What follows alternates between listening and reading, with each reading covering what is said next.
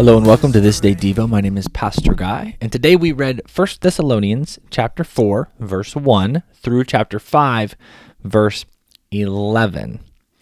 Now, yesterday when we began our 3 days in 1 Thessalonians, I introduced it as a wonderful group of Christian people in a place called Thessalonica, a church that was begun by Paul, that this was the first letter that we have that he wrote, and that these were Christians who were living well and were encouragements to other Christians in their strong faith in a pagan world.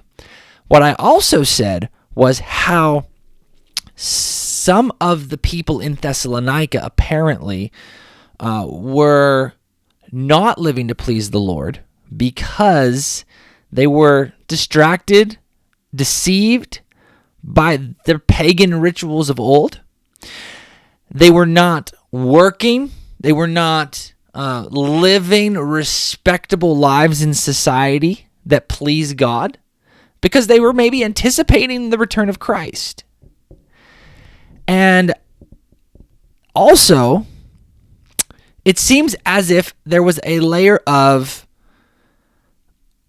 anticipation or disappointment or misunderstanding of what happens to their friends and relatives who pass away before Christ returns. And so Paul addresses this question for us.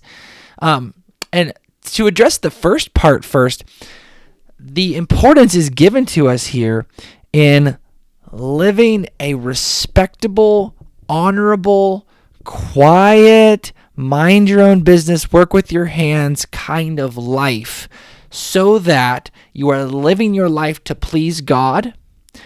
You are living your life in a pursuit of the holiness that God desires for you. He wants you to live a holy life. He doesn't want you to fall into these lustful desires of, my Bible says, pagans, or of the non-believers, of the corrupt world. He wants us to strive for holiness, in being righteous in our right living and our obedience to how God teaches us to live by His standards, not human standards. So when we live for God's higher standards, we will, in effect, as a result, be living these godly lives that also fit into the block of upstanding society, right? I'm a good citizen. I'm following God's ways, and that means I'm going to live a life that is like the fruit of the Spirit says: love, joy, peace, patience, gentleness, kindness, goodness, faithfulness, and self-control. There is no law against these things. When I live this way, I'm living a respectable, attractive life to those around me, and then I have the opportunity to say, well, I'm depending on God, and my life is attractive to other people. Therefore, my faith and my God becomes more attractive to other people by how they see Him in me, how they see Him in you, and that's important.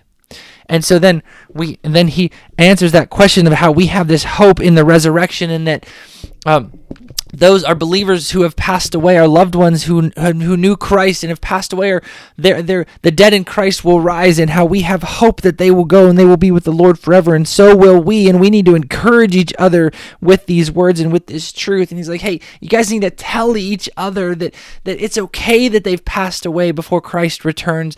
They are still going to be with Him. He's still with them. And that all of us, how do we prepare for this? Well, we prepare by knowing, just like as Jesus talked about, the Lord is going to come like a thief in the night. You don't know when Jesus is coming back. So always be prepared.